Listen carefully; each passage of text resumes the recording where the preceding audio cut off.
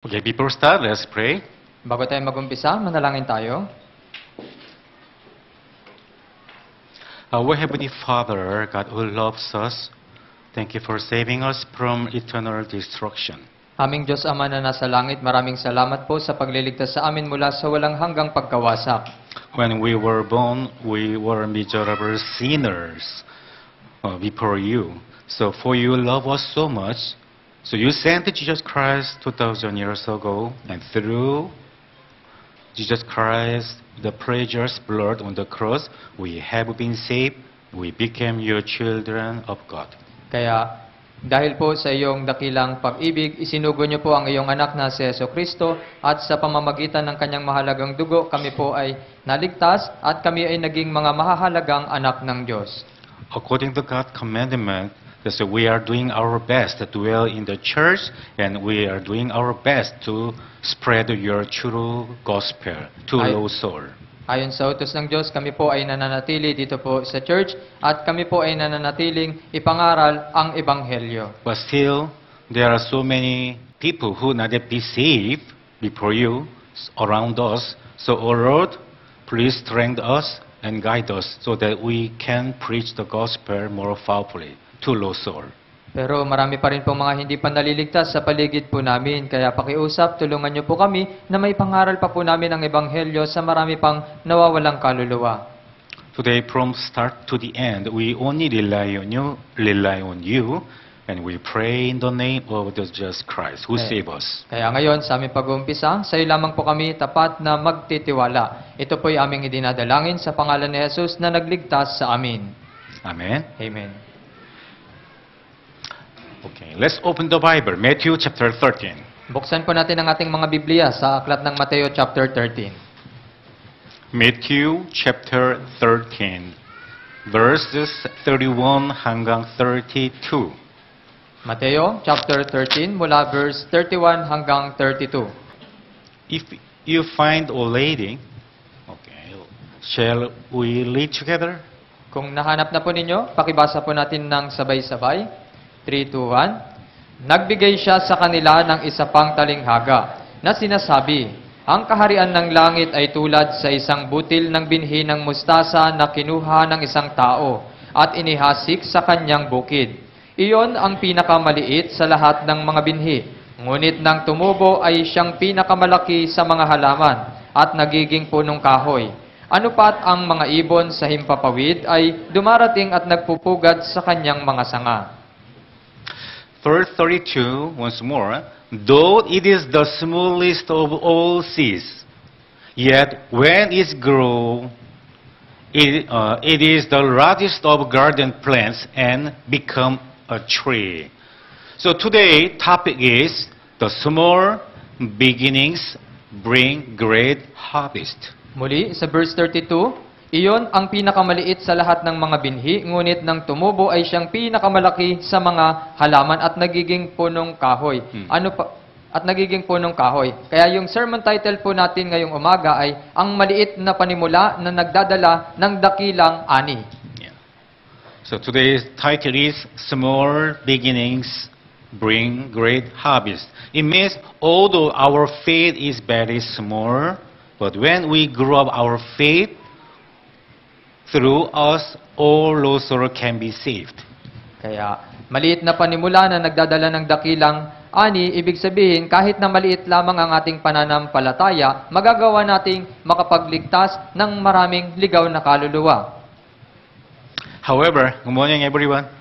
Gayunpaman, magandang umaga po sa bawat isa. Shall we greeting each other? Good morning, brothers, sisters. Batiin How yung are bawat you? isa. I love you. I love you. In the name of the church. In the name of the God. Mahal kita sa pangalan ng Panginoon. Not personally. Hindi personal. Actually, as I mentioned to you, it is such a joy to welcome Tagaytay Church, brothers and sisters, today. Sa katunayan, kagaya po ng sinabi ko na sa inyo, isa po itong malaking kagalakan na ma-welcome yung Tagaytay Church ngayon at sa palagay ko, yung ilan sa kanila ay first time lang dito. I think today, among the Tagaytay Church brethren who joined today, among them, some of them may be visiting Quezon City Church for the very first time. Kaya yung ilan po mula sa Tagaytay Church ay ito yung maaring pangunahing pagbisita po nila dito po sa Quezon City Church. Actually, last Friday, 2 days ago, I signed the contract for the new gathering place for Tagaytay Church. Sa katunayan, nung nakaraang Biyernes, ako po ay pumirma para po sa isang bagong kontrata para sa Tagaytay Church na pagtitipunan. Although this is not yet their own church building, but I contracted. That's why they can get their own gathering place. Kahit na wala pa silang sariling gusali, gayunpaman, pumirma po ako para meron silang sariling mapagtitipunan. It's very good news, isn't it? Napakabuting balita, di ho ba? So from next Sunday, they can gather together for Sunday service. Kaya sa susunod na linggo, Get their own gathering place. makakapagtipon po sila sa kanila pong bagong lugar na mapagtitipunan. Congratulations. Congratulations po. That's why I invite them. Kaya nga po inimbitahan ko sila. Yeah. So today they came here to say goodbye. Kaya ngayon, parito sila para magsabi ng goodbye. But we will not forget you forever ever. Hindi namin kayo malilimutan kahit kailan. Actually, when I was assigned to Quezon City Church at the beginning of the pandemic in 2022, Sa katunayan, nang ako po ay magsimulang mapunta rito sa Quezon City Church sa kasagsagan ng pandemya noong 2022. that time when I became Quezon Church's pastor, I remember that time, because of pandemic, for several months, we couldn't join for Sunday service. Noong panahon na iyon, nung ako'y umpisang naging pastor ng Quezon City Church, dahil po sa sitwasyon, marami po sa mga kapatid ang hindi magawang makadalo sa church. After lockdown, and then after several months, when Philippine government allowed to gathering, that time, I remember that time, maximum 112, 112 brother, sister, 113 brethren, they attend for join the Sunday service. Kaya pagkatapos ng lockdown, nung pinahintulutan na ng gobyerno na magkaroon ng pagtitipon, sa naaalala ko, nasa 113 na mga kapatiran yung dumalo. Since I became Quezon Church pastor, that time, God has appointed 8 evangelists from through the Quezon City Church, and several many churches have been established. Kaya simula nang ako po ay naparating dito, ay nasa mga 8 evangelist na po yung naitalaga at nagkaroon din po ng maraming mga menti churches. Since that time, first many church, Quezon West Church, Valencia Church, Nung panahon na yon, yung unang menti church po ay yung Quezon West o Valenzuela Church. Evangelist Chiloy, isn't it? Si Evangelist Shin Lloyd po, di ho ba? And the next, Quezon City East Church, Evangelist Mark Muros. Sumunod naman ay yung Quezon East Church na pinangungunahan ni Evangelist Mark Muros. And the next, God-established church, Palesteros Church in Cagayan, At, Evangelist J. at yung and sumunod Sister Ching. naman ay yung Balesteros Church sa Cagayan, si Evangelist J. Isn't it? Do you? Di po ba? And then, where? At saan naman yung sunod? Sooner or later, they will separate Tondo brethren. Hindi magtatagal, susunod yung Tondo naman. Tondo Church, Tondo Church. Evangelist Layson. Si Evangelist Rayson. And today, Tagaytay brother, sister. At ngayon, yung Tagaytay, brothers and sisters. And next year, sooner or later, remember, Shibuyan Church in Romblon. At sa susunod, sa Sibuyan Church naman, sa Romblon. According to God's grace, in God's grace, we can establish a Shibuyan Church in Romblon Island. Ayon sa biyaya ng Diyos, makakapagtatag tayo ng church doon po sa Sibuyan, sa Romblon Island. And now we are preparing for the next mission field. That area, Tandang Sora. At ngayon, tayo po ay naghahanda ng sunod na mission field sa Tandang Sora. This is God's plan, and also is my plan. So, if God allowed us, actually 1 year ago, about a year ago, when I set a new vision to reach Tandang Sora, Brother Hermie was appointed as the first cell group leader there. Kung loloobin ng Panginoon, ito po yung aking plano. Sa katunayan, ilang taon na rin yung nakalipas nang ako ay nagtalaga ng panibagong pag-iisip na maabot yung Tandang Sora. At nung panahon na yon, si Brother Hermie yung pagkauna-unahang naitalaga na cell group leader doon noong January 25, nag-umpisa yung cell group sa areang iyon. In January 2025, they started in very first cell group in this area. Noong January 2025, nag-umpisa yung kauna-unahang cell group doon sa lugar na iyon. So now we are preparing for the big project together with the Korean Sister Church, Changwon Church in Korea, and the large scale means the big Bible seminar, grand Bible seminar we will held. Ngayon po, inihahanda po yung malaking proyekto na nakasama yung Changwon Church mula sa Korea na isang malaking kaganapan na isasagawang Bible Seminar sa darating na Oktubre. When? This coming October. Kailan po? Sa darating na Oktubre. So when Korean Mission Team come in October, that time, we will do our best, street evangelism, and then we'll conduct a grand Bible Seminar. So that I expect many people who lives in there, they may got salvation. That's why one day, if God allowed us, we can establish it, even Tandang Sora. Kaya nga po, pagdating po ng Changwon Church, sa Oktubre, magsasagawa po tayo ng street evangelism doon po sa lugar na iyon. At magsasagawa po tayo ng isang malakihang Bible seminar sa lugar na iyon. At kung loloobin ng Panginoon, makakapagtatag po tayo ng church mula roon. So, all brothers and sisters, please pray for that Bible seminar together. Kaya mga kapatid, pakiusap, ipanalangin po natin yung darating na Bible seminar na iyon. However, today we are going to think about today's sermon more deeply. So, today's topic is the secret of the small seed.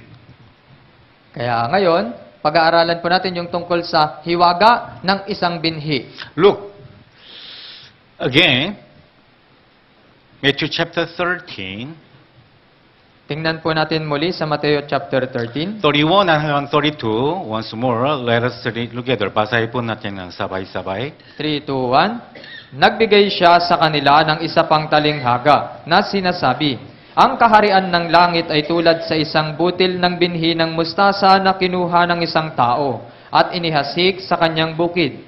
Iyon ang pinakamaliit sa lahat ng mga binhi. Ngunit nang tumubo ay siyang pinakamalaki sa mga halaman at nagiging punong kahoy. Ano pat ang mga ibon sa himpapawid ay dumarating at nagpupugad sa kanyang mga sanga. Jesus explained the kingdom of God through the parable of the mustard seed. Ipinaliwanag po ni Jesucristo ang kaharian ng Diyos sa pamamagitan ng talinghaga ng butil ng binhi ng mustasa. Have you ever seen the mustard seed? Nakakita na po ba kayo ng binhi ng mustasa? Have you ever seen? Nakakita na kayo? The mustard seed is very the smallest seed, very small. Yung binhi ng mustasa ay talagang napakaliit lamang na binhi. Yeah, very small, the mustard seed. Napakaliit lang po ng binhi ng mustasa. But, although the seed is very small, but once planted in the soil, it grows into the large tree and big, so the big that birds can perch it in its branch. Pero sa oras na maitanim ito sa lupa, ito po ay lumalaki na kasing laki ng isang puno at maging yung mga ibon ay nagpupugad mula sa punong ito. So our Christian life is very similar, like a smallest mustard seed. Kaya yung ating buhay Kristiyano rin naman ay halos kapareho, kagaya ng maliit na binhi ng mustasa. The small act of faith our small act of obedience and small act of love may seem insignificant today, but one day, when our small faith grow, they will bear great fruit. Kaya, yung maliit nating pananampalataya, maliit natin na pagsunod, at maliit nating pag-ibig ay tila na kagaya ngayon, kalaunan, ito po ay magbubunga ng dakilang bunga. So look, let's open the Bible. Another verse, 2 Thessalonians chapter 1 verse 3. Kaya tingnan pa po natin yung isa pang talata, ikalawang Thessalonica chapter 1 verse 3. When we read this passage, 2 Thessalonians chapter 1 verse 3, we able to know our small faith also able to grow up. Kaya kapag nabasa po natin maging itong talata mula sa ikalawang Thessalonica chapter 1 verse 3, malalaman natin na maging yung ating maliit na pananampalataya ay maaaring lumago. All brothers and sisters, basahin po natin sabay-sabay. 3, 2, 1. Dapat kaming laging magpasalamat sa Diyos, mga kapatid, dahil sa inyo, gaya ng nararapat, sapagkat ang inyong pananampalataya ay lumalagong lubha, at ang pag-ibig ng bawat isa sa inyo para sa isa't isa ay nadaragdagan. Yeah. So, because your faith is growing more and more, so even a mustard seed size faith, smaller faith, our faith is small faith, like a mustard seed. But when we give in to the Lord God, when we rely on God, when we obey God's commandment, that time our small faith also will grow. Kaya bagaman ito po yung ating pananampalataya ay kagaya ng kasing liit ng binhi ng mustasa, kapag ito po ay ibinigay po natin sa Panginoon, nagtiwala tayo sa Panginoon, umasa tayo sa Panginoon, gagawin po ito ng Diyos na maging mabunga. Can I ask you something? How is your faith? Your faith is very big or small? Maaari ko po ba kayong tanungin, kumusta po yung pananampalataya ninyo? Malaki po ba ito o Would you hands maliit? up if your faith is very big and grow? Pwede nyo po itaas yung inyong kamay kung yung pananampalataya ninyo ay malaki? No one. Walang sino man. Although we have been saved, although we got salvation 5 years ago, 10 years ago, but still, when we look back our Christian life, our faith seems like very smallest faith. Kaya kahit na naligtas tayo, 5 taon na yung nakalipas, 10 taon na yung nakalipas, kapag sinuri natin yung ating pananampalataya ay napakaliit. You understand? Naintindihan Do niyo you ba? agree? Sangayon ba kayo? But do not worry. Although your faith is very small like a mustard seed, but when we rely on God, when you obey continuously the God's commandment, your faith able to grow up. Pero wag po kayong mag-alala. Kahit na maliit po yung inyong pananampalataya, kung kayo ay aasa lamang sa Diyos, kung kayo po ay patuloy na susunod, yung inyong pananampalataya ay lalago. Ecclesiastes chapter 11 verse 1. I will introduce you. Nais ko This pong sabihin passage. sa inyo, yung mensahe mula sa Ecclesiastes chapter 11 verse 1. Ecclesiastes chapter 11 verse 1. Ecclesiastes chapter 11 verse 1. Look at the screen. Those who do not bring the Bible cannot see the Bible because of small font. Just look at the screen. Maaari po ninyong tingnan yung screen kung hindi po kayo nakapagdala ng Biblia o hindi ninyo mabasa dahil maliliit yung mga letra. Tingin lang Verse po kayo sa screen. 1. All brothers and sisters, basahin po natin ang sabay-sabay. 3, 2, 1. Ihasik mo ang iyong tinapay sa tubigan, sapagkat iyong matatagpuan pagkaraan ng maraming araw. So here waters represent the Word of God, Dito po yung tubig ay kumakatawan sa salita ng Diyos or the promise of God. o sa pangako ng Diyos. So when we trust His Word of God, Kaya kapag nagtiwala tayo sa salita ng Diyos, and when we practice even our small faith, at when we obey the God's commandment, although we have a small faith, God will reward us in greater ways. At kapag isinagawa po natin ito kahit na maliit yung ating pananampalataya, kahit yung pananampalataya natin ay maliit, kung tayo po ay susunod lamang, ito po ay kikilos. So whether your faith is small or big is not important. Size is not important. Important is, in order to grow up, important is obedience. Kaya bagaman maliit o malaki ang inyong pananampalataya, hindi po ito ang mahalaga. Ang mahalaga po dito ay ang inyong pagsunod. Because my faith is very small, is not very weak. That's why I can't. Don't think like that. Kasi maliit yung pananampalataya ko, kaya hindi ko to kayang gawin, hindi ko yan kayang gawin. Huwag po kayong mag-isip ng ganito. Matthew chapter 6, verse 33, the Bible says like that. Sa Mateo chapter 6 verse 33, ganito po ang sinasabi ng Biblia. Matthew chapter 6, verse 33. Sa may verse 33 po, Whether your faith is small or big, actually size is not important. Just the Bible says, but seek first His kingdom and His righteousness, and all these things will be given to you as well. malaki man o maliit ang inyong pananampalataya, sa katunayan, hindi po yung sukat yung mahalaga. Kaya nga sinabi dito, ngunit unahin muna ninyo ang kanyang kaharian at ang kanyang katuwiran at ang lahat ng mga bagay na ito ay pawang idaragdag sa inyo. Although your faith is very small, as like the mustard seed, although you got salvation just now, but it's okay. Your Christian life is not strong, it's okay. Just you seek first kingdom of God. But after that, after we obey God's commandment first, and God will add it to you, what we need. Kaya kahit na maliit po yung inyong pananampalataya ngayon, kagaya po ng binhi ng mustasa, kailangan lamang po ninyong magpatuloy dahil kalaunan, ito po ay lalago kagaya po ng binhi ng mustasa. You understand? Naintindihan niyo po ba? Remember, God will give us greater and better things when we just obey God's commandment. Tandaan po ninyo, bibigyan po tayo ng Diyos ng mga dakilang bagay kung manghahawakan lamang po tayo sa salita ng Diyos. Present, although your faith is very weak, but it's okay. Just do. One day, God will make you grow. Our faith will be grow up. Kaya kahit maliit yung iyong pananampalataya, huwag kang mag-alala. Dahil paglaon, palalaguin ito ng Diyos. That's why do not despise your small faith. For the Lord Himself will make it grow. Kaya nga po, huwag ninyong hamakin ang inyong maliit na pananampalataya dahil para sa Panginoon, siya mismo ang magpapalago nito. Because of your small faith. That's why your small obedience one day bring great miracle. Kaya nga po, ang inyong maliit na pananampalataya at maliit na pagsunod, paglipas ng panahon, ito po ay lalago. When we read chapter 2, 2 King chapter 5, there are one person, the Naaman the commander.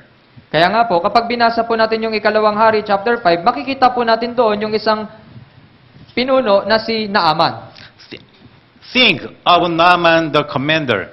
He got the sick because of skin trouble problem. Si Naaman, si Commander Naaman, ay meron po siyang sakit. At first time, he was unwilling to obey God's commandment to wash his 7 times in the Jordan River. Sa unang pagkakataon, ayaw niya pong sundin yung sinabi sa kanya na maligo siya doon ng 7 ulit sa ilog Jordan. Why? When he see the Jordan River is very bangit, very small, and water is very dirty. Kaya nga po, dahil nung tiningnan niya po yung ilog Jordan, sa paningin niya ito po ay napakapangit, napakakitid, at napakadumi. But he doesn't want to wash his body at dirty Jordan River. He wants to wash his body, take a shower, but the clean water. Kaya nga po, ayaw niya pong maligo doon sa may maruming tubig, kaya mas ninais niyang maligo doon sa may tubig na malinis. I don't want to take a shower at dirty Jordan River because he has the small faith. Ayokong maligo sa maruming ilog na yan dahil mayroon siyang maliit lang na pananampalataya. Like you. Kagaya mo. But when Naaman the commander, when he obeyed God's commandment, that's why finally after he take a shower 7 times, finally he healed. God healed Naaman.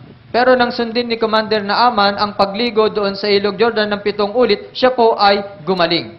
Likewise, small prayer, your small prayers, and small sharing, and small act of service we offer to the church will eventually bring great blessing to our family and our church, Kaya nga our po, neighbors, and our friend. Kaya nga po, yung inyong maliliit na panalangin, yung maliliit ninyong pagbabahagi at pagtitiwala sa Diyos, kalaunan, magbubunga po ito ng kaligtasan maging ng inyong mga kaibigan. So do not stop to evangelize to your beloved family, neighbors, and relative, even a friend. Kaya wag po kayong magsawa na mag-evangelize sa inyong mga minamahal na pamilya, kapitbahay, maging sa inyong mga kaibigan. So, Matthew chapter 10, verse 42. Kaya sa Mateo chapter 10, verse 42, Matthew chapter 10, verse 42. Mateo chapter 10, verse 42. And if anyone gives even a cup of cold water to one of these little ones who is my disciples, truly I tell you that the person will certainly not lose their reward. At sino mang magbigay ng kahit isang basong tubig na malamig sa isa sa maliliit na ito sa pangalan ng isang alagad, katotohanang sinasabi ko sa inyo, tiyak na hindi siya mawawalan ng kanyang gantimpala. Likewise, our small words of encouragement we share, the small kindness we extend it, and the small care we share for one another will strengthen the entire body of Christ. Kaya nga po, yung maliit na salita natin na paghihikayat, yung atin pong maliit na pagbabahagi, kalaunan nito po ay magbubunga. So, let's go back. Matthew chapter 13. Tingnan po natin sa Mateo chapter 13. Verse 32. 32, all brothers, sisters, let us read together. 32:1. Iyon ang pinakamaliit sa lahat ng mga binhi. Ngunit Okay, let us read together once more. 3, 2, 1. With one sound and one voice. 3, 2, 1. Iyon ang pinakamaliit sa lahat ng mga binhi, ngunit nang tumubo ay siyang pinakamalaki sa mga halaman at nagiging punong kahoy. Ano pat ang mga ibon sa himpapawid ay dumarating at nagpupugad sa kanyang mga sanga. Just as the mustard seed grow into a tree where birds find rest, our small acts of love will embrace and save many people for Christ. Kaya nga po, kagaya lamang ng binhi ng mustasa na kapag ito'y lumaki at naging isang puno, yung mga ibon ay pumupugad doon sa ibon. Kagaya po nito, yung maliit nating, yung simpleng pag-ibig natin, yung simpleng pagyakap natin, at yung simpleng pagliligtas sa mga tao ay para kay Kristo. This is mustard seed, very small, like Ito po our yung faith. Binhi ng mustasa, napakaliit, parang pananampalataya But natin. after grew up, he became the garden planted. Kaya kapag lumaki, pag ito po'y lumago, nagiging kagaya po ng punong kahoy. But nowadays, finally, they became the big tree. Sa paglipas ng panahon, magiging isa itong malaking puno. Through that mustard tree, many birds can rest in the branches. Kaya sa pamamagitan po ng puno ng mustasa na ito, yung mga ibon ay mamumugad sa puno, sa mga sanga nito. Can you understand? Naintindihan niyo ba? So nowadays, although your faith is very small, do not give up.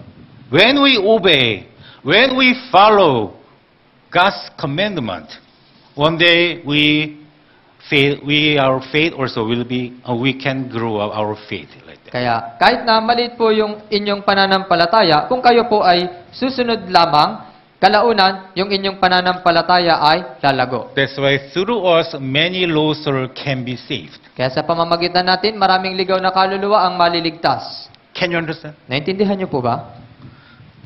That's why important is never give up Kaya your small faith. yung mahalaga ay huwag huwag susuko kahit na maliit yung pananampalataya. Begin with the small step of obedience.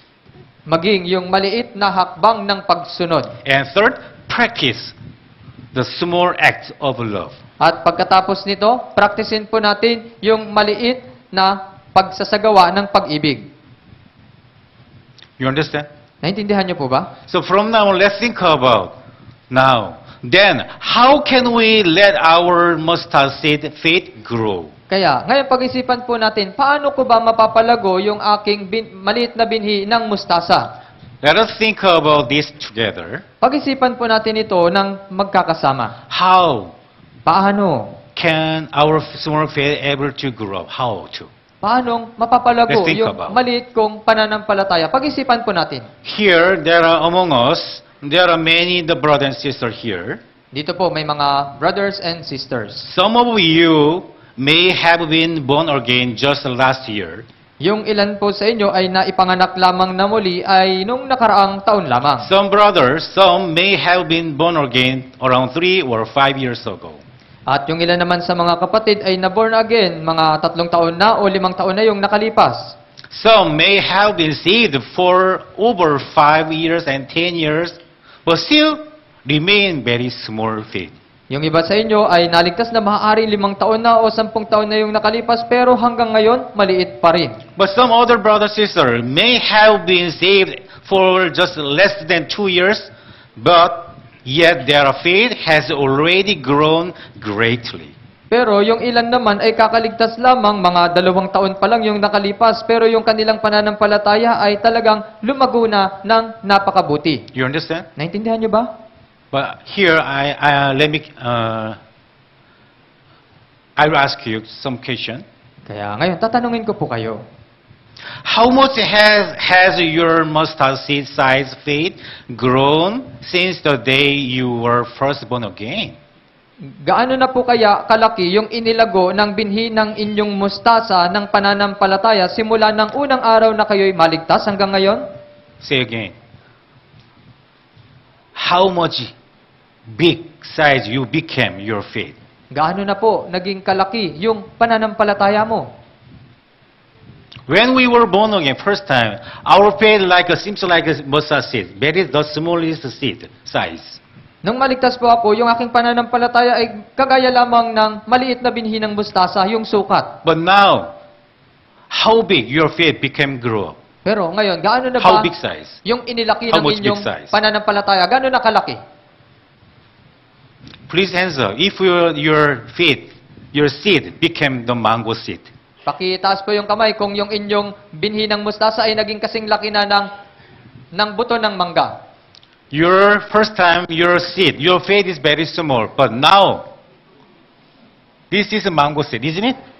Nung una, ang liit lang ng inyong binhi, pero dito po ito yung binhi ng mangga. Your faith became more bigger size, like a mango seed? Yung binhi nyo po ba ay naging malaki na yung sukat Or kagaya ng binhi still ng mangga? smaller seed, like O your faith? kasing gaya lang ng maliit na butil kagaya dati?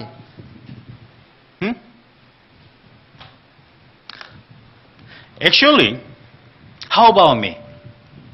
Sa totoo lang, kumusta kaya ako? As for me, I was born again in 1985. Ako, naipanganak akong muli noong 1985.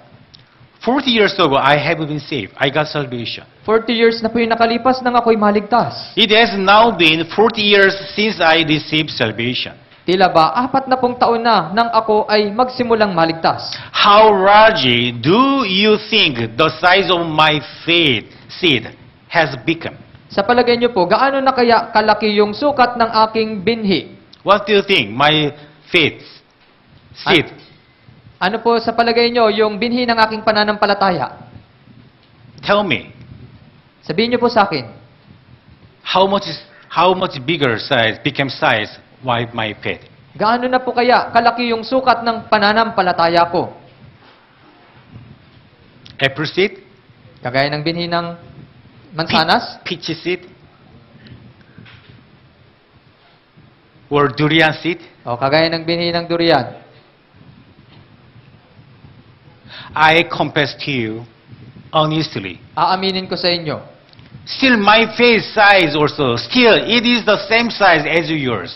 Kagaya, yung pananampalataya ko po ay kagaya lamang ng kasing liit ng binhi ng kagaya ng sa inyo. Actually, still my faith also, still my faith size also still like a small size inside of God, Sa like katunayan, a mustard seed. yung pananampalataya ko po ay kasing liit pa rin po ng binhi na iyon, kagaya po ng binhi ng mustasa sa harapan ng Diyos. You understand? Naunawahan niyo po ba? Not only you. Hindi lamang kayo. Even me also inside of God, when I check my size, my faith, still small. Hindi lamang po kayo. mustard seed. Even I have been saved 40 years ago. Sa harapan ng Diyos, kapag sinusuri ko yung aking pananampalataya, napakaliit pa rin naman po ng aking binhi ng pananampalataya kahit na 40 taon na akong naligtas. That's why the thing is, it is not important our faith size, Kaya nga po, how sinasabi big ko and small. na hindi mahalaga yung sukat ng pananampalataya, malaki ba o maliit. Important is not important the size. Yung sukat Important ang hindi is mahalaga. obedience. Yung mahalaga ay ang pagsunod. Can you understand? Naintindihan niyo po ba? Matthew chapter 7, let's go back. Matthew chapter 17, verse 20. Mateo chapter 17 verse 20, puntahan po natin. Matthew chapter 17, verse 20. Mateo chapter 17 verse 20.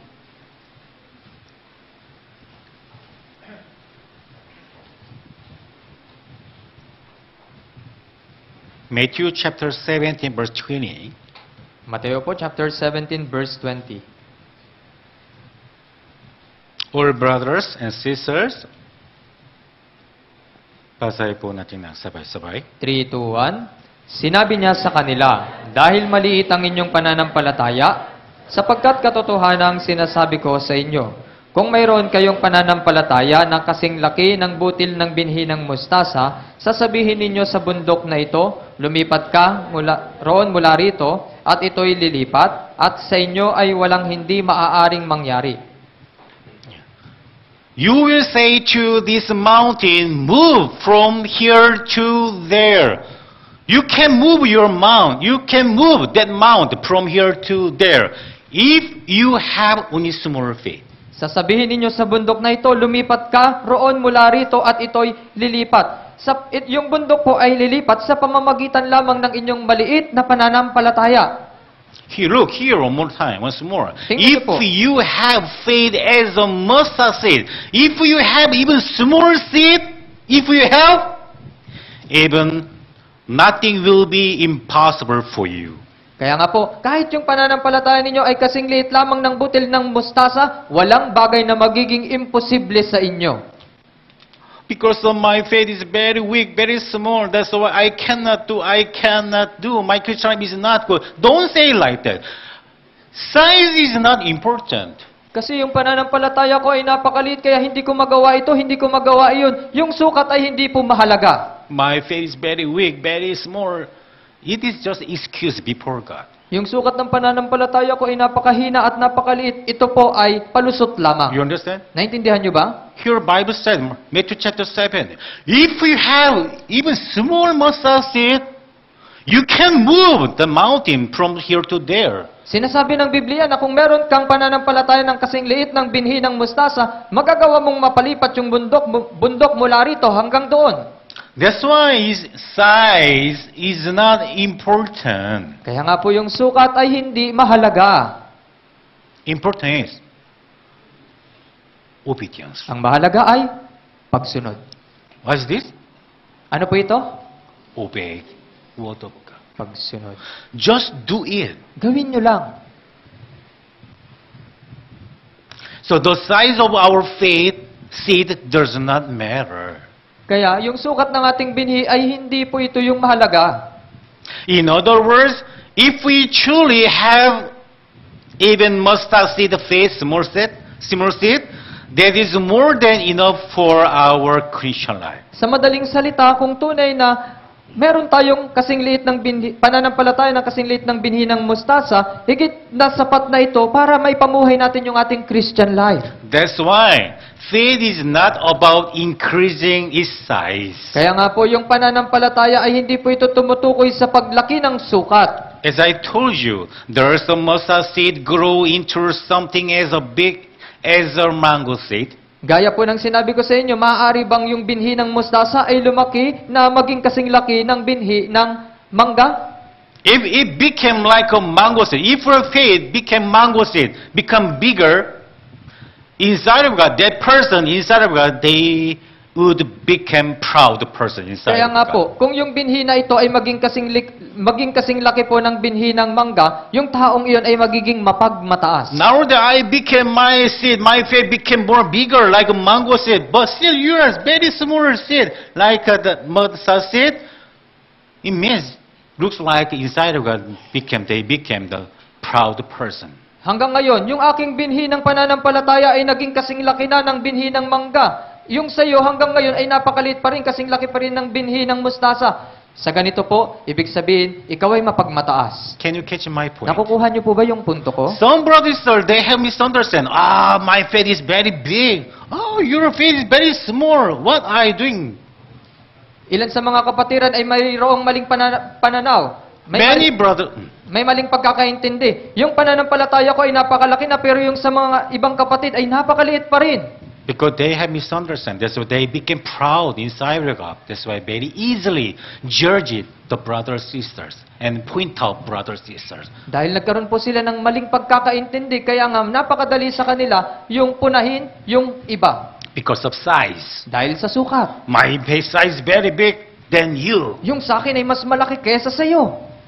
Remember, inside of God, still my faith size is also very the small seed. Inside of God, my faith.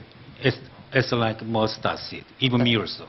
Tandaan niyo po, yung sa harapan ng Diyos ay yung pananampalataya ko ay kasing laki lang ng butil ng mustasa kagaya ko. So important is not size. Important is grow up. Hindi mahalaga yung sukat, ang importante ay yung Obedience. paglago, pagsunod. Luke chapter 17 verse 6 Bible says. Luke chapter 17 Lucas verse 6. chapter 17 verse 6. Sabi po ng Biblia, Lucas chapter 17 verse 6. Lucas chapter 17 verse 6. Lucas chapter 17 verse 6. Brothers, sisters, let us read together. 3, 2, 1. Sinabi ng Panginoon, kung mayroon kayong pananampalataya na kasing laki ng isang binhi ng mustasa, masasabi ninyo sa puno ng sikomorong ito, mabunot ka at magtanim ka sa dagat, susundin kayo nito. If you have faith as a mustard seed, small faith, if you have, finally here, last, it would obey you. Sinabi ng Panginoon, kung mayroon kayong pananampalataya na kasing laki ng isang binhi ng mustasa, masasabi ninyo sa punong ito, kapag inutusan ninyo yung punong ito, susundin kayo nito. Here, it would obey you means, although your faith is very small, like mustard seed, just would obey you. Just obey God's commandments. Just Susundin obey. kayo nito. Ibig sabihin, kahit na maliit, yung inyong pananampalataya, kagaya ng kasing liit ng binhi ng mustasa, kailangan lamang ninyo ay ang sumunod. That's why, instead of we making the big size, just obey, to follow God's commandment. Kaya nga po, sa halip na magpalaki ka ng sukat, sumunod ka lamang sa kung ano yung sinasabi ng salita ng Diyos. English version, it would obey you.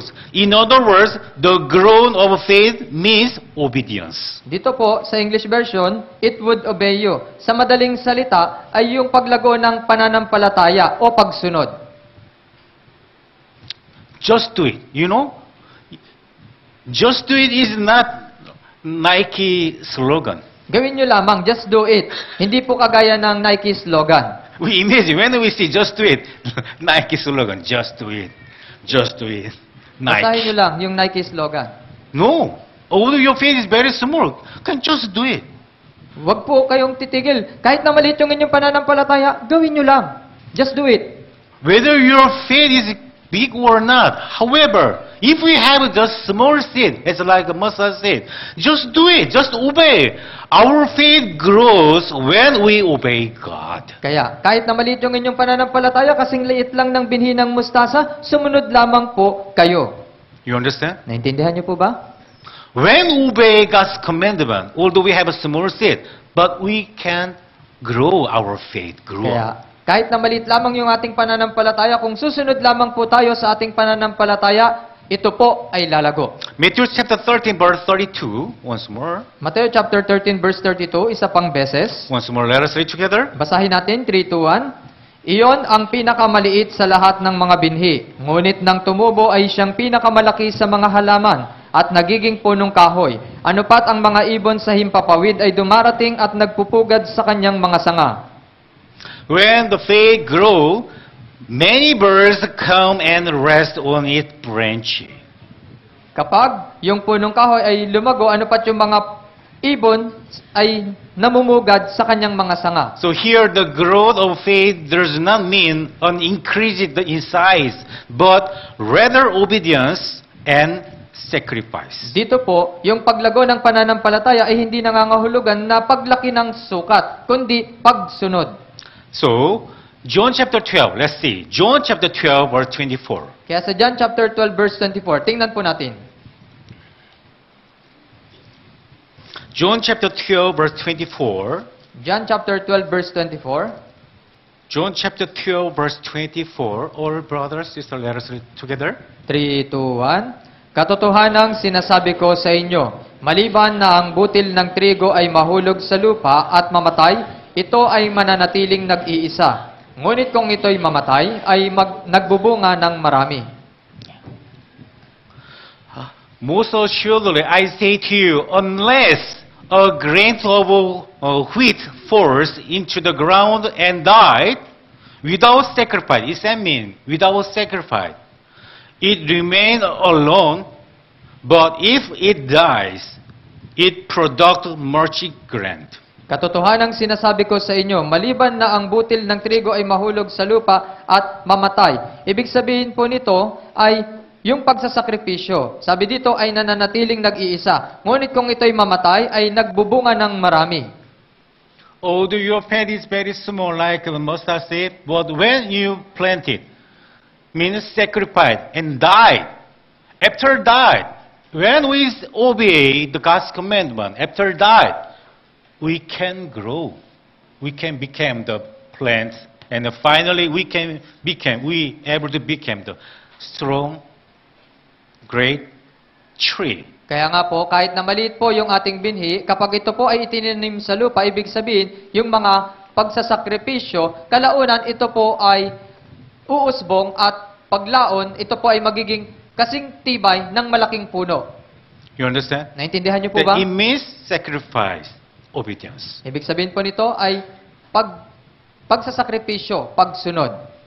So, as I told you, lady, even my own faith is still the smaller seed, like a small pea, like a mustard seed. But even though it has been 40 years since I was born again, but still, for 40 years, I'm doing just my best to obey God's commandment. Kaya nga po, kahit sa sarili kong pananampalataya ay talagang napakaliit pa rin na kasing liit ng binhi ng mustasa. Kaya kahit na naligtas na ako, 40 taon na yung nakalipas, ako po ay nagsusumikap lamang na sumunod sa loob ng 40 taon.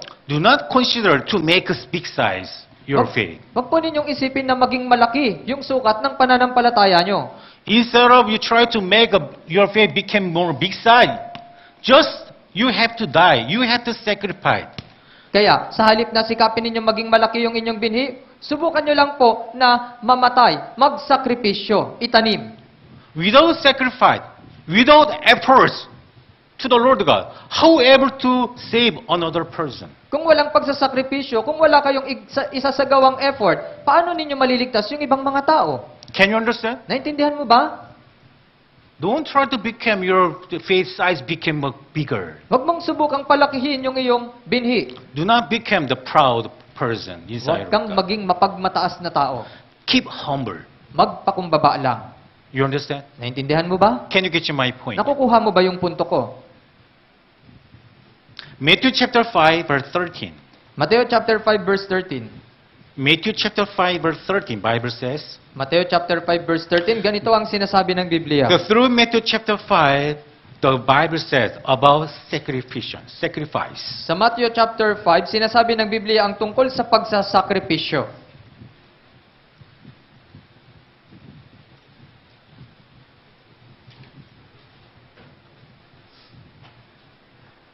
Matthew chapter 5 verse 13. Mateo Brothers, chapter 5 verse 13. brethren, let us read together. Basahin po natin. 3, 2, 1. Kayo ang asin ng lupa. Ngunit kung ang asin ay tumabang, paano maibabalik ang alat nito? Wala na itong kabuluhan, maliban sa itapon sa labas at tapakan ng mga tao. Christian, think how there's a sword to bring out its favors. Isipin niyo po, gaano ba yung naibibigay na lasa ng asin? How to make a favor the sword? Paano nagbibigay ng lasa yung asin? Through melt. Only by dissolving itself. Sa pamamagitan ng pagkatunaw. Kapag natunaw na yung kanyang sarili. Salt without melt, they cannot make the favor salt. Yung asin Salty. kapag hindi pa natunaw, hindi ito makapagbibigay ng lasa. Can you understand? Naunawaan niyo po ba? Without sacrifice, without melt, salt cannot make a favor salty. Kung walang pagkatunaw, kung walang sakripisyo, yung asin ay hindi makapagbibigay ng lasa. You understand? Naintindihan mo ba?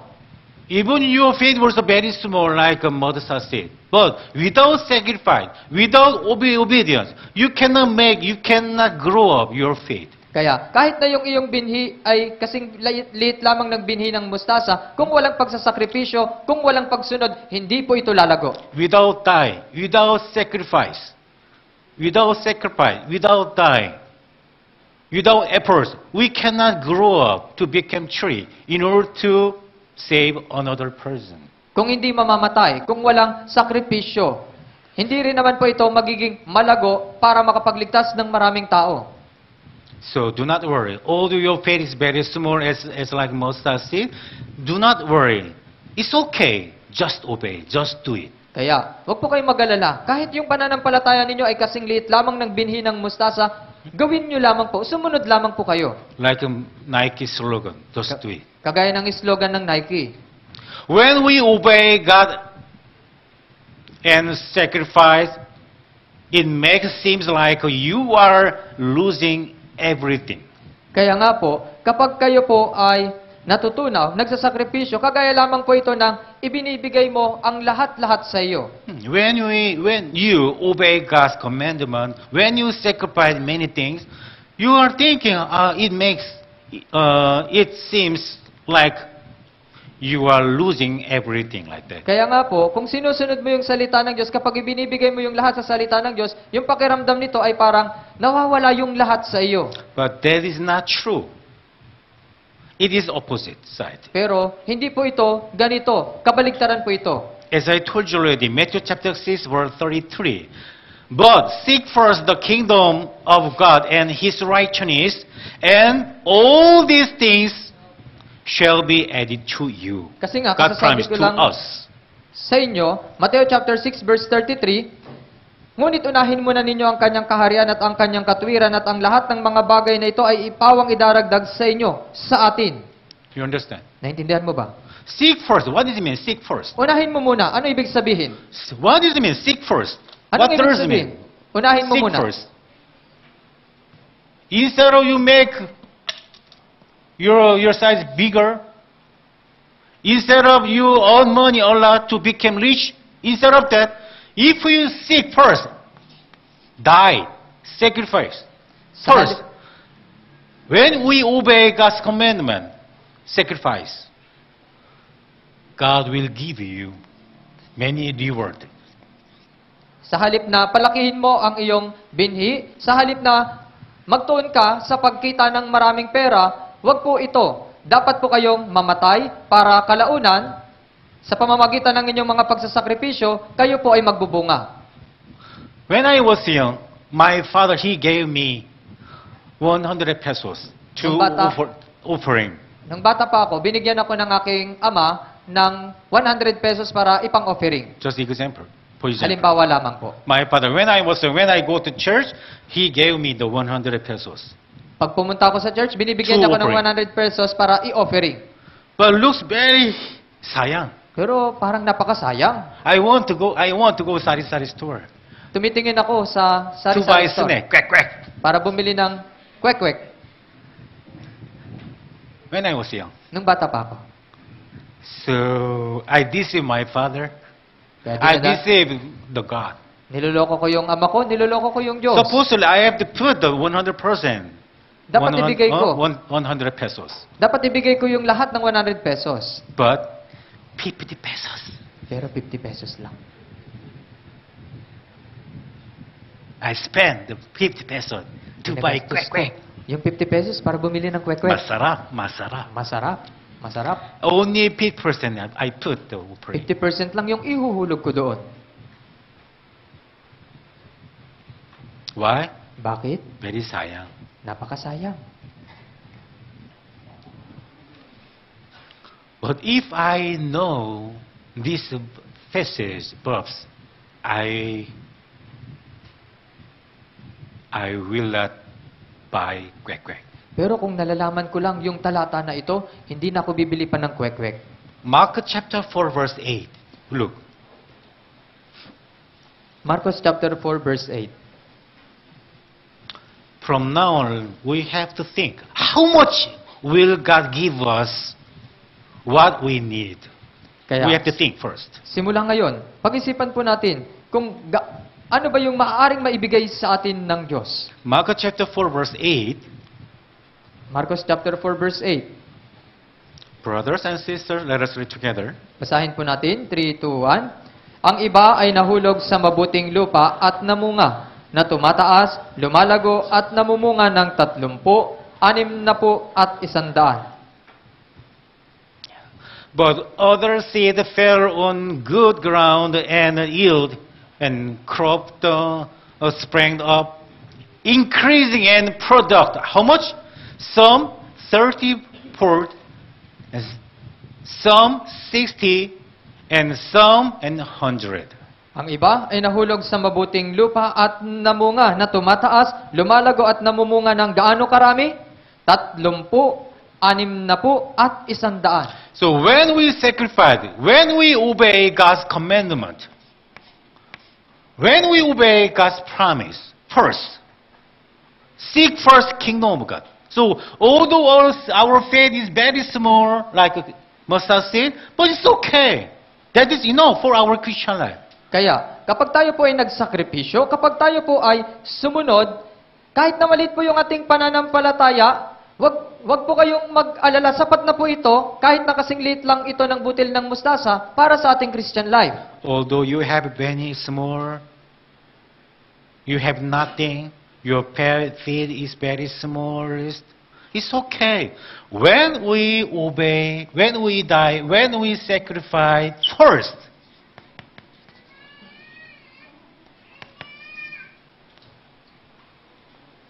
God will give us, God will reward. How much? Times 30, times 60, times how much? How much? How much? 100. Kaya, kahit na maliit lang yung meron ka, kahit na maliit lang yung pananampalataya na meron ka, kung kayo po ay magsasakripisyo, kung kayo po ay susunod, kayo po, kalaunan ay mamumunga ng ilan? 30, 60 at 100. Listen. When I was saying, when I receive from my father 100 pesos, Pakinggan nyo po, nang makatanggap po ako sa aking ama ng 100 pesos, if I sacrifice 100%, if I offering to the Lord God, how much kung I ibibigay can ko gain? I yung can receive. 100 pesos sa church, kung ganun, gaano kalaki yung matatanggap ko? 100 pesos times 100, how much? 100 pesos times 100, ilan? How much? 100,000? Yes, 10,000. 10,000. Supposedly I can receive from the Lord God 10,000 pesos. For example, isn't it? But because of I only offer half, because of quack. Pero dahil kalahati lang yung binigay ko dahil sa kwek-kwek. How much? Instead of 100, not 100, sorry, 10,000 pesos. Sa halip na 10,000. I receive only small, half. Maliit lang yung natanggap ko, kalahati lang. That's why whether your faith small is big is not important. Bible said, if we have mustard seed, enough. You can move this mountain to here. Kaya, yung sukat, malaki man o maliit yung pananampalataya natin, hindi po ito yung mahalaga. Yung butil, yung pananampalataya na kasing liit ng butil ng mustasa, sapat na po ito para mapalipat yung bundok. Remember, according to the Bible, we have to grow up our faith. Tandaan po ninyo, sabi ng Biblia, dapat nating palaguin yung ating pananampalataya. Grow means is not a mean make more bigger size. Yung paglago ay hindi ibig Grow sabihin means- na paglaki ng sukat. Obedience. Yung paglago ay ibig sabihin pagsunod. Just do it, obedience. Gawin nyo lamang yung pagsunod. You understand? Naintindihan mo ba? Do not doubt about God's promise. Huwag kang mag-alinlangan tungkol sa pangako Do ng not Diyos. worry about your financial problem. Huwag kang mag-alala sa inyong problemang Do pinansyal. not worry about your future. Huwag kang mag-alala sa iyong hinaharap. Just do it, obedience. Gawin mo lang na sumunod. Seek first kingdom of God. Unahin mo yung kaharian ng Diyos. Although you have time enough, although you are very busy to earn money, it's okay. Attend the church first. Kahit na sobrang busy mo sa pagkita ng pera, okay lang yun. Umattend ka pa rin sa church. Dwell in the church first. Manatili pa rin sa church muna. Automatically, our faith will be grow up. At otomatiko na lalago yung ating pananampalataya. You understand? Naintindihan mo ba? Matthew, let's go back. Matthew chapter 5, verse 14. Balikan po natin sa Mateo chapter 5, verse 14 hanggang 16. hanggang 16.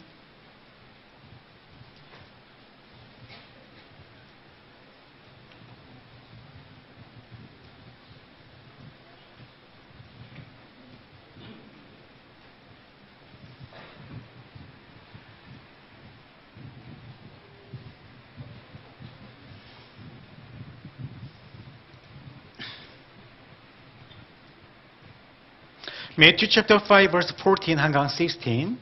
Mateo chapter 5, verse 14 hanggang 16. Brothers and sisters, basahin po natin ang sabay-sabay. 3, 2, 1. Kayo ang ilaw ng sanlibutan. Ang isang lunsod na nakatayo sa ibabaw ng isang burol ay hindi maitatago.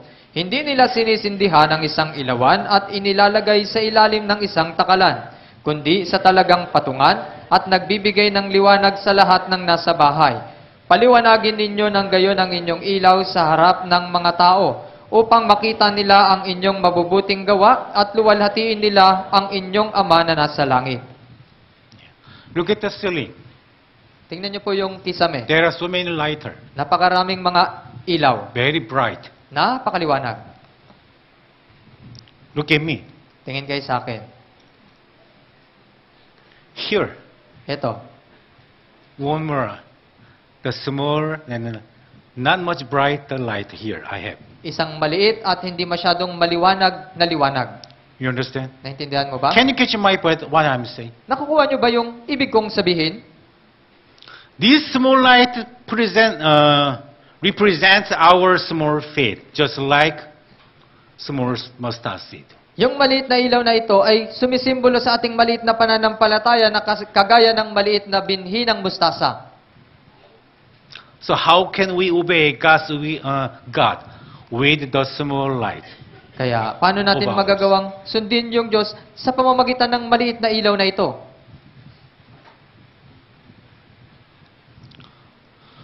Do not turn off light.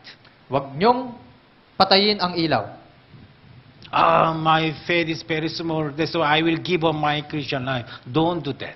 Maliit lang yung pananampalataya ko, kaya ititigil ko na yung Christian life ko. Huwag niyo po yung gawin. Isn't it? Tama ba? Just keep going. Just do it. Pagpatuloy Keep niyo lang. light. Shine Tuloy-tuloy your lang. light. Paliwanagin niyo lang yung ilaw. Just you try to shine the small light. Subukan lang Without ninyong stop.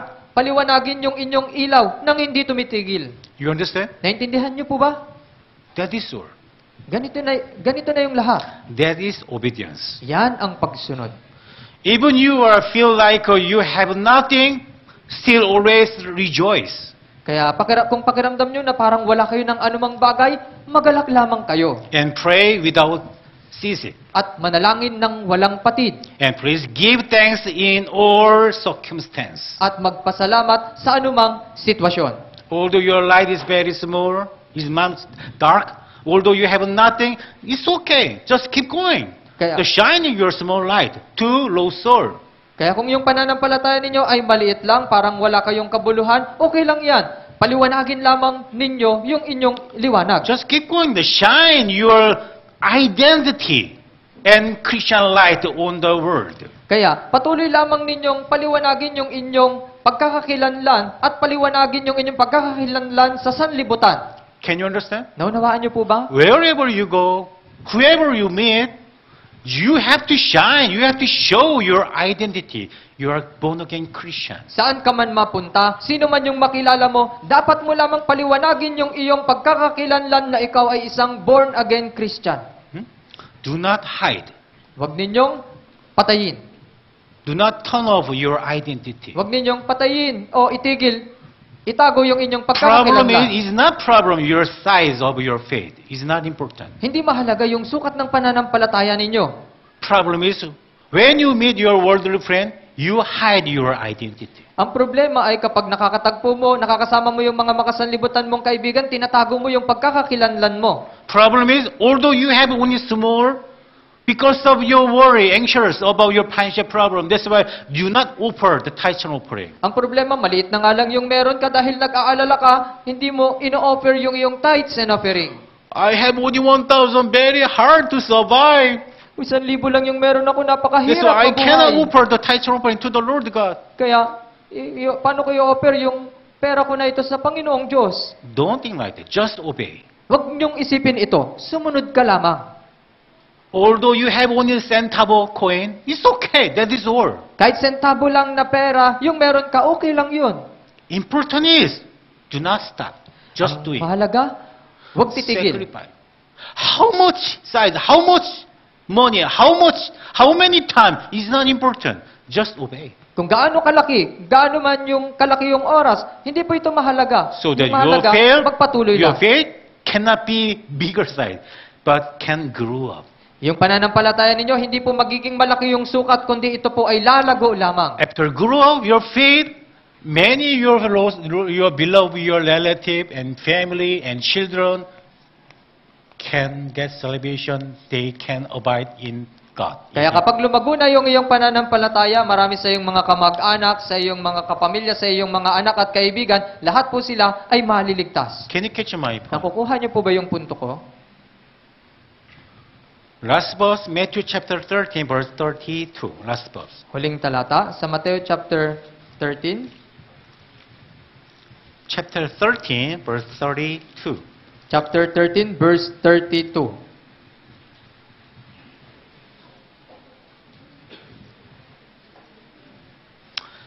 (31) and 32. 31 at 32. Brothers, sisters, basahin po natin ang sabay-sabay. 3, 2, 1. Nagbigay siya sa kanila ng isa pang talinghaga na sinasabi, ang kaharian ng langit ay tulad sa isang butil ng binhi ng mustasa na kinuha ng isang tao at inihasik sa kanyang bukid. Iyon ang pinakamaliit sa lahat ng mga binhi. Ngunit nang tumubo ay siyang pinakamalaki sa mga halaman at nagiging punong kahoy. Ano pat ang mga ibon sa himpapawid ay dumarating at nagpupugad sa kanyang mga sanga. Although your faith is very small, like a mustard seed, although you have nothing, just do it, just sacrifice, just obey first to the Lord God, so that after grow your faith, after you become tree, so that here, so that the birds of the air come and nest in its branch. Kaya kahit na maliit lamang yung inyong pananampalataya, kasing liit lamang ito ng butil ng mustasa, huwag po kayong titigil, gawin nyo lamang po dahil kagaya po ng sinabi dito, maging yung mga ibon sa himpapawid ay dumarating at nagpupugad sa kanyang mga sanga. Brothers and sisters, Mga kapatid, do not worry about financial your problems. huwag po kayong mag-alala sa inyong problemang pinansyal. Do not worry about your small faith. Huwag po kayong mag-alala sa inyong maliit na pananampalataya. Just do it. Gawin nyo lang. Obey Sumunod. and sacrifice. Magsakripisyo. God will edit what we need, what we want to do. Idaragdag ng Diyos yung kailangan natin, yung gusto natin. Tagaytay brethren, do not worry financial problem. Kaya mga kapatid sa Tagaytay, huwag po kayong mag-alala sa pinansyal na problema. Although when you start your church, very small. Although you start your Christian life, small. Although you have nothing in your church, do not worry. Kaya kahit na nag-umpisa Just lamang do it. kayo sa maliit at wala kayo ng kahit na anong bagay, Through Tagay Church brethren, nearby you, so many losers can be saved. magpatuloy lamang po kayo at sa pamamagitan ng Tagaytay brothers and sisters, marami sa mga nakapaligid sa inyo ang maliligtas. Am I right? Tama ba ako? Tandang Sora also, Tandang Sora rin. Tondo also, Sa Tondo rin. Tagaytay also, Sa Tagaytay rin. Palestros, Sa Valencia, Valenzuela, even Shibuyan also. maging sa Sibuyan din. Do not worry that circumstance, difficult situation. Huwag po kayong mag-alala sa mga mahihirap na sitwasyon. Only just focus, just do it. Magtuon Obedience lamang and sacrifice. na gawin yung pagsunod at pagsasakripisyo. And then God will solve our problem At re-resolbahan ng Diyos ang ating mga problema. through our sacrifice, through our obedience, through us. More loser can be saved. Sa pamamagitan ng ating pagsasakripisyo, sa pamamagitan ng ating pagsunod, sa pamamagitan natin, maraming mga tao ang maliligtas. Am I right? Tama ba ako? That's why today we learned about mustard seed, small faith. Kaya ngayon, napag-aralan natin yung tungkol sa binhi ng mustasa, maliit na pananampalataya. Do not give up. Just do it. Huwag po kayong titigil. Gawin nyo lang. Let's pray together. Manalangin po tayo. Our Heavenly Father, God who loves us, give us great chance, opportunity to listen your love, your lessons. Aming Diyos Ama na nasa langit, maraming salamat po sa pagbibigay sa amin ng pagkakataon na matutunan ang mga aral mula sa iyo. We want to learn more and more your love, your lessons. Nais pa po naming matutunan ng higit at higit pa ang iyong pag-ibig at mga aral. If there are some brothers and sisters who cannot join Sunday service today, although we don't know the reason why, but you know well, detailedly, the brother-sister situation. So, O Lord, please encourage them and help them, guide them from devil temptation so that they able to attend Sunday service regularly. Kaya nga po kung may mga kapatid po kami na wala po dito ngayon dahil sa iba't iba nilang problema, hindi po namin nalalaman yung kanilang kalagayan, pero kayo po yung lahat ng nakakaalam ng kanilang mga kalagayan, kaya pakiusap, tulungan nyo po sila. Once more, we confess you, we love you so much, who saved us. Isa pa po, ihahayag po namin sa iyo, minamahal ka po namin na nagligtas sa amin. In the name of the Jesus Christ, we pray. Sa pangalan ni Yesu Kristo, ito'y aming dalangin. Amen. Amen.